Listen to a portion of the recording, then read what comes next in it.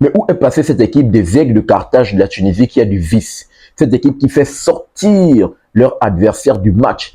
Cette équipe vraiment qui fait preuve de vice. Cette équipe qui est forte défensivement.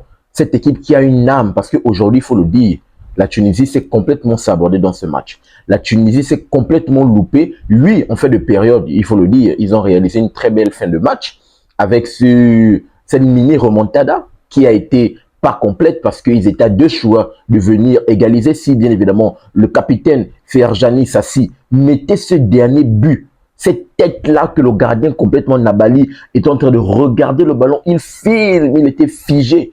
Si Ferjani Sassi mettait cette tête-là, je pense que tout devait être parfait. Mais peut-être ça devait cacher l'arbre qui cachait la forêt.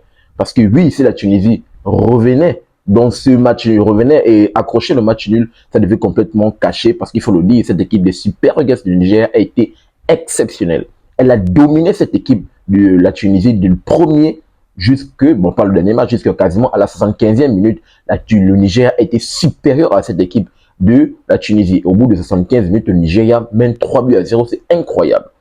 3 buts à 0, c'est incroyable. Et c'est la mauvaise performance de cette équipe des Aigles de Carthage de la Tunisie est passée déjà par son entraîneur qui s'est sabordé dès la composition d'équipe.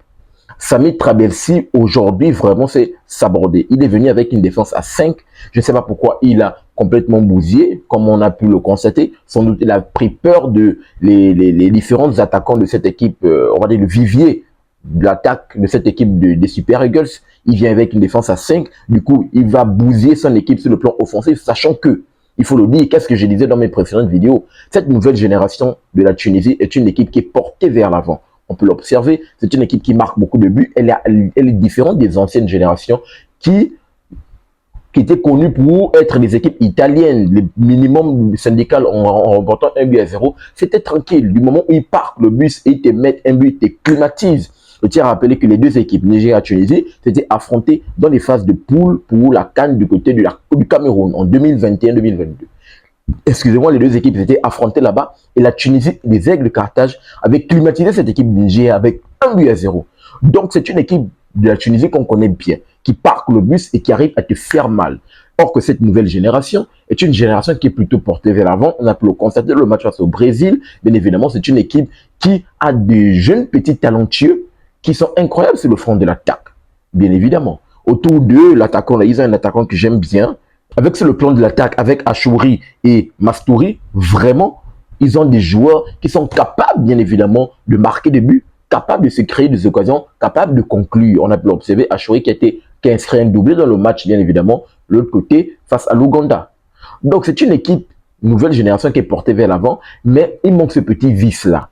Ce petit vice que les anciennes générations avaient. Parce que je observe que c'est une équipe qui est très jeune, mais qui manque vraiment de beaucoup d'expérience.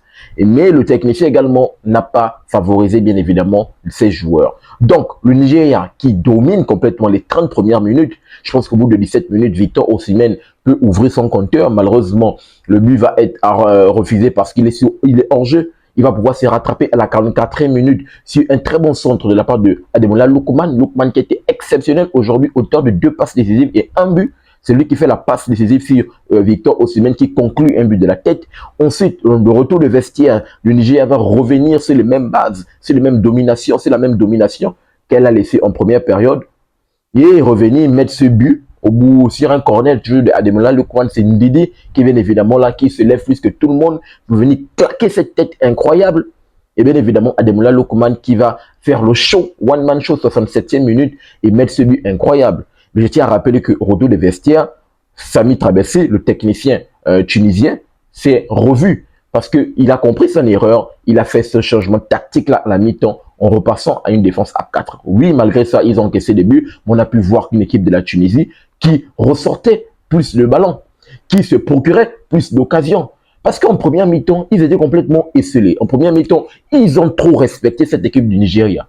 Ils ont eu peur, il faut le dire. Je pense que c'est Sami, sans doute, il a eu peur des attaquants tunisiens, de l'attaque XXL de la part de cette équipe de la Tunisie. Donc, en seconde mi-temps, oui, ils ont encaissé des buts, ils sont revenus à une défense à 4, du coup, il a favorisé plus les attaquants, et on a pu voir que, voilà, au bout, quand le Niger a mené 3 buts à 0, après, il y a eu cette réaction bien évidemment, qui est passé par le défenseur Montassar Databli, qui a mis un très bon but de la part de belle passe à la baguette, c'est animal, mais le jeune petit Dossadis, il est incroyable. Je pense qu'il est déjà à sa deuxième passe décisive dans cette compétition. Il a mis également une passe décisive dans le match à Uganda. C'est lui qui botte encore ce beau coup franc. Et c'est Montassar Talbi qui va s'élever plus que tout le monde pour venir claquer cette tête et venir s'aimer la révolte après le but d'Ademola Lookman, le 3e but à 0. Et bien évidemment, cette équipe du Nigeria, parce que là, la Tunisie était dans un temps fort, il va pouvoir capitaliser sur cela, avoir ce penalty. Bon, on va dire la main dans la surface, elle est un peu douteuse parce que forcément de l'autre côté, Eric Sekouchel, on a parlé bien évidemment. Il dit, voilà, il se plaint par rapport à l'affaire de la main, du fait que ça l'a pas touché. En tout cas, l'arbitre va considérer la VAR, l'arbitre va accorder le penalty à cette équipe de la Tunisie, penalty transformé par Abdi qui a été très bon, je l'ai trouvé très bon. Il va être récompensé bien évidemment de sa belle performance dans ce match pour venir claquer ce penalty et réduire 3 buts à 2. Et comme je l'ai dit dans mon début de vidéo, ils auraient pu sans doute climatiser et venir arracher ce match nul de cette mini remontada qui n'a pas été complète de la part de Ferjani Sassi, le capitaine. Malheureusement, en claquant sa tête, il ne va pas pouvoir bien ajuster. Et pourtant, Namali, le gardien nigérian, était complètement battu, figé dans ses cages et n'a pas pu bouger. Donc, cette équipe de la Tunisie, malheureusement, perd ce match.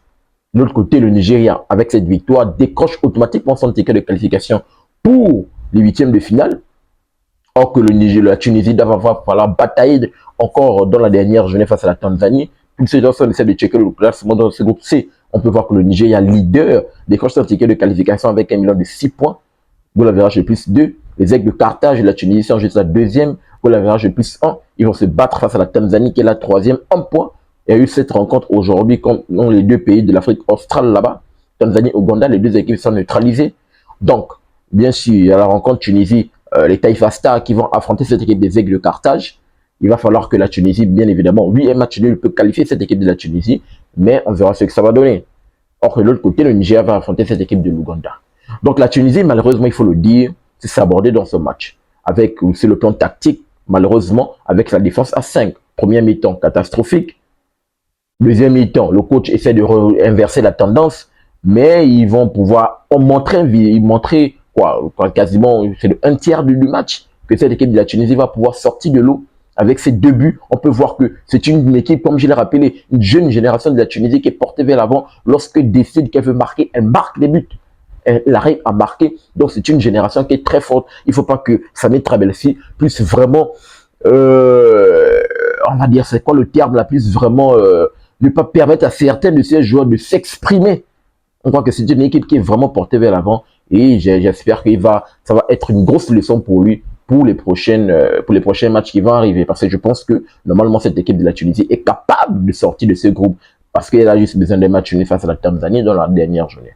Donc rapidement, voici ce que je voulais partager avec vous dans cette vidéo par rapport à ce match, de ce choc de ce groupe C. Donnez-moi votre retour dans les commentaires par rapport à la performance de cette équipe des Aigles de Carthage et de la Tunisie. Je serai très ravi de vous lire. N'oubliez pas de vous abonner, de liker, mais surtout, activez la cloche de notification pour ne manquer aucune de mes sorties.